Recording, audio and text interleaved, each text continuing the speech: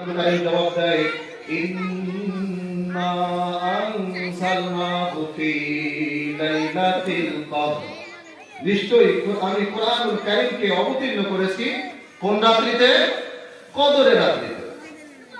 কোরআনুল কারীমকে আবার প্রশ্ন করো, কোরআন বুঝলাম তুমি কদরের রাত্রিতে পৃথিবীতে আসছো, আচ্ছা পৃথিবীর বুকে সামান্য ইঞ্জিনিয়াররা একটা মোবাইল তৈরি করলে কি উদ্দেশ্যে তৈরি করে সেই উদ্দেশ্যটা বর্ণনা করে। পৃথিবীর বুকে এই মাইকটা ইঞ্জিনিয়াররা তৈরি করছে, কোন উদ্দেশ্যে তৈরি করছে তার একটা উদ্দেশ্য আছে।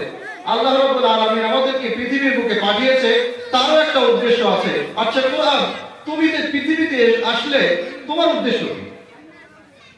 কোরআনুল কারীম উত্তর দেয় হুদাল লিল মুত্তাকিন, পৃথিবীর বুকে মুত্তাকি যারা আছে তাদেরকে পথ প্রদর্শন করার জন্য আমি পৃথিবীর বুকে এসেছি। সুবহানাল্লাহ বলবেন না? কোরআনুল কারীম আবার জবাব দেয় হুদাল লিল আলামিন। আল্লাহু আকবার।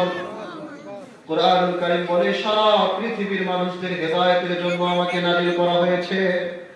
কোরআনুল কারীম শুধু মুসলমানদেরকে পথ দেখাবে তাই নয়, কোরআনুল কারীম হিন্দুদের জন্য এসেছে, কোরআনুল কারীম খ্রিস্টানদের জন্য এসেছে, কোরআনুল কারীম ইহুদিদের জন্য এসেছে। অর্থাৎ কোরআনুল কারীম অনুযায়ী যেই চলবে তার মর্যাদা বাড়াই দিবেন কে? জোরে বলেন, আরো জোরে। কোরআন অনুযায়ী চলবে যারাই মর্যাদা বাড়াবেন কে?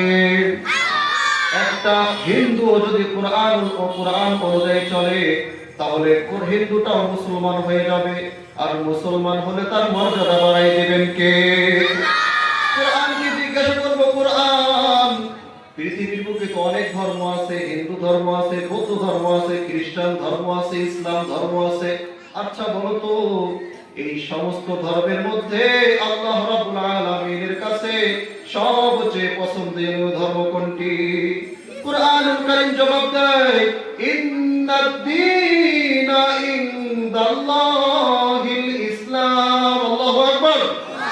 কোরআনুল কারীম জবাব দেয় নিশ্চয়ই আল্লাহ রাব্বুল আলামিনের কাছে সবচেয়ে পছন্দনীয় ধর্ম হচ্ছে ইসলাম। সবচেয়ে পছন্দনীয় ধর্মের নাম কি? জোরে বলো। কিরে ভোট আসতেছে সামনে, স্লোগান এখন থেকেই তো মজবুত করতে হবে। মুখের যদি আপনারা মুখের যদি আওয়াজই করতে না পারেন তাহলে আপনাদের ধর্ম যে আল্লাহ তাআলার কাছে সবচেয়ে পছন্দনীয় মনোনীত ধর্ম